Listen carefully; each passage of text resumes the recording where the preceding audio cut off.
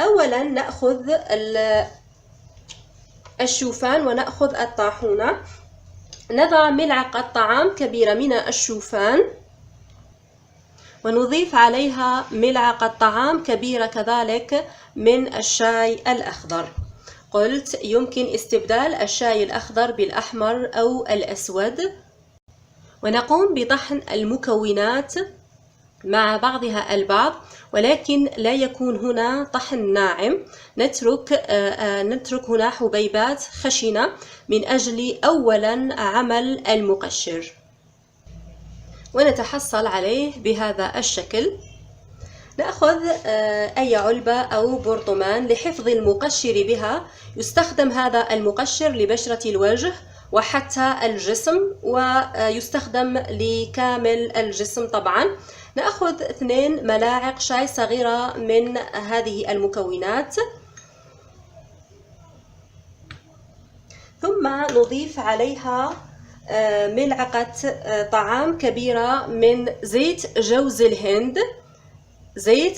الهند، أو يمكن استخدام زبدة الشيا، أو حتى يمكن استخدام كذلك زيت الأرغان أو زيت الزيتون أو زيت اللوز الحلو.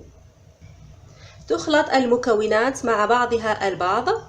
طبعا يمكن الاستغناء عن الشاي إذا كانت بشرتك تتحسس من الشاي، وعمل فقط هذا المقشر بالشوفان. هذا المقشر رائع جدا. كل هذه الوصفات مناسبة لجميع أنواع البشرة. نخلط جيدا ونتحصل على هذا المقشر. هنا طبعا دقيق الشوفان مكون طبيعي يعمل كمقشر طبيعي لجميع أنواع البشرة، وذلك بفضل احتوائه على الصابونين، مما يساعد على إزالة خلايا الجلد الميتة وكذلك الزهم الزائد والشوائب الأخرى بالبشرة. طبعا هو قوي في العديد من وصفات الوجه والجسم، وكذلك المنظفات والغسولات الطبيعية للبشرة. صاحبات البشرة الدهنية يمكن إضافة ملعقة شاي صغيرة من زيت الليمون أو زيت البرتقال.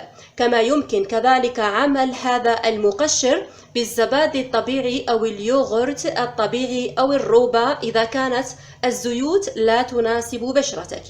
يوضع الخليط على بشرة الوجه والعنق، قلت ويمكن كامل الوجه أو المنطقة التي تريدين تقشيرها، وبعدها نقوم بفركه بلطف بحركات دائرية من 2 إلى 3 دقائق، ويوصل الوجه بعدها بالماء الفاتر، ثم نقوم بتجفيفه. ويستخدم هذا المقشر لمرة واحدة فقط في الأسبوع.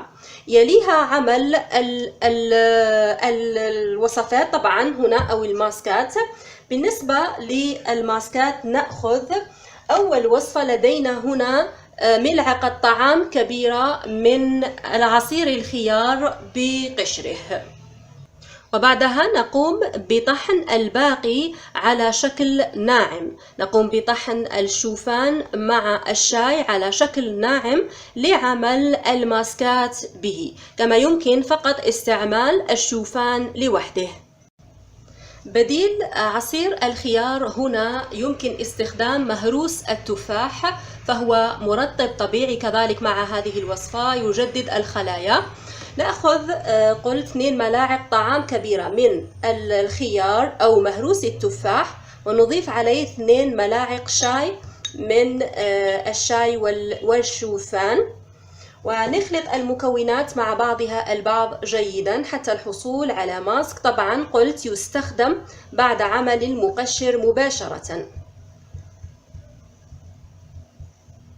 ويوزع هذا الماسك دائما من الرقبة وبشرة الوجه ككل حتى منطقة حول العيون لمدة 20 دقيقة، ثم يفرك أو يغسل أو يشطف بالماء الفاتر، ويكرر هذا الماسك يوميا. من أول 3 أيام ستلاحظين نتائج رائعة في تبييض البشرة وإزالة الإسمرار، وكذلك إزالة الهالات السوداء والخطوط حول العيون، وكذلك إزالة النمش أو الكلف إذا كان طبعا نمش خفيف. هذه الوصفة آمنة للحوامل والمرضعات وحتى البنات من عمر 10 سنوات فما فوق يمكن استخدامها وبكل أمان. صلاحيتها تدوم في الثلاجة لمدة أسبوع كامل. نستخدمها قلت بشكل يومي، ومن أول 3 أيام تظهر لنا النتيجة. بالنسبة لمن ترغب بشد بشرة الوجه وكذلك تستفيد من هذه المكونات في تبييض البشرة، إزالة الكلف، النمش، الخطوط الرفيعة، نحتاج لبياض بيضة واحدة ونضيف عليها قطرات من الليمون، عصير الليمون، ونخلط بياض البيضة جيدا. نخلط بياض البيض جيدا حتى الحصول على قوام ثلجي.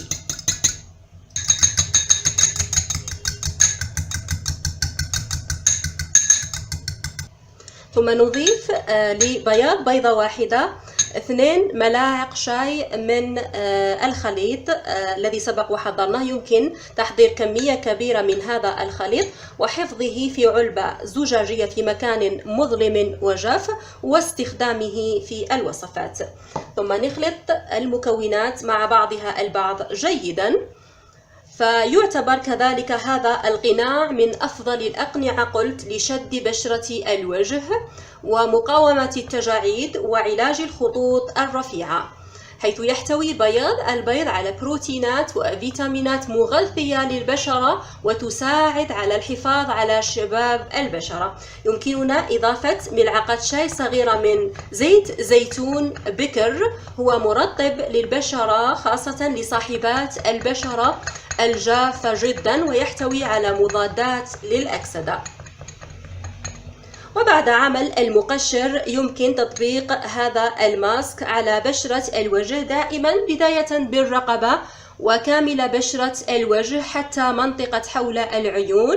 يمكن استخدام هذه الوصفة وبكل أمان. وبعدها نترك الماسك لمدة نصف ساعة، ثم يشطف بالماء الفاتر ثم الماء البارد لغلق المسامات. يستخدم كذلك هذا الماسك بشكل يومي، وفي 3 أيام ظهور النتيجة. طبعا شرط أن نقوم أولا بعمل المقشر ثم أي وصفة من بين هذه الوصفتين. كذلك هذه الوصفة آمنة للحوامل والمرضعات وكذلك البنات من عمر 10 سنوات فما فوق يمكن استخدامها وبكل أمان. صلاحية هذه الوصفة كذلك تدوم في الثلاجة لمدة أسبوع كامل. المقشر صلاحيته تدوم لمدة 3 أشهر، ولكن يفضل أن يحفظ في برطمان من زجاج وفي مكان بارد أو مظلم وجاف. هنا الشوفان ممتاز، أو استخدام وصفات الشوفان، خاصة هذه الوصفات على الوجه تساعد بشكل كبير على علاج البقع والكلف بالإضافة لتقشير خلايا البشرة الميتة. كذلك له خصائص مرطبة تساعد على تخفيف الطفح الجلدي والحساسية وحروق أشعة الشمس.